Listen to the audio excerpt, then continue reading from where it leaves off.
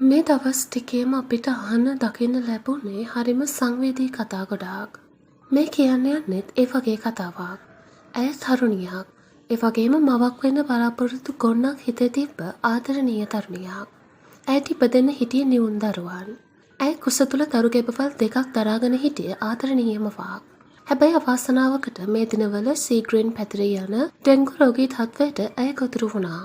එහි ප්‍රතිඵලයක් වශයෙන් කොතෙක් ප්‍රතිකාර කළත් සාර්ථක නොවුණු ඇයට මේ ජීවිත ගමන අතහැර යන්න සිද්ධ වෙනවා.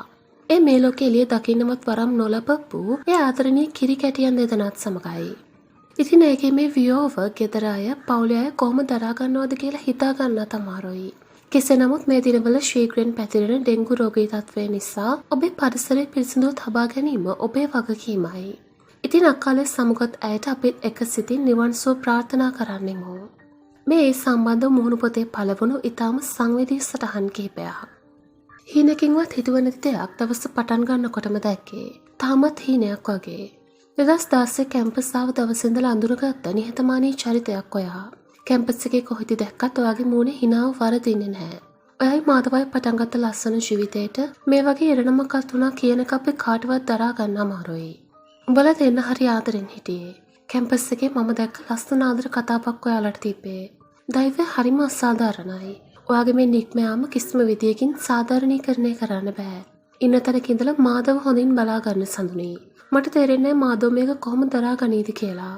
මේ වේදනාව දරා ගන්න උඹට ශක්තිය ලැබෙන්න කියලා මම හදවතින්ම ප්‍රාර්ථනා කරනවා. දරුවෝ දෙන්නෙක්ම හම්බෙන්නේ ඉති ඩෙන්ගු හැදිලා ජීවිතේ වගේම දරුවෝ නැති වෙනවා කියන එක ගෙදර අය දරාගන්න විදිය ගැන හිතා ගන්න බෑ. විශේෂයෙන්ම ඔයාගේ මහත්තයාට. මේ ජීවිතය අපිට ලැබුණේ ඇයි කියලා හැමදාම හිතනවා. අපිට කරන්න පුළුවන් එකම දේ ඔයාටත් ඔයාගේ දරුවන්ටත් නැවත මෙවන් අකාල් මරණයක් නොවේවා කියලා ප්‍රාර්ථනා කරන එක විතරයි. මරණයෙන් මිය යන්නේ මේකේ කෙනාද ජීවත් වෙලා ඉන්න ඔයාගේම අයද කියලා හිතනවා දැන්. ඔයාටත් ඔයාගේ දරුවන්ටත් නිවන් සුව ලැබේවා. කිසිදු කෙනෙකුට මෙවන් දේ නොවේවා.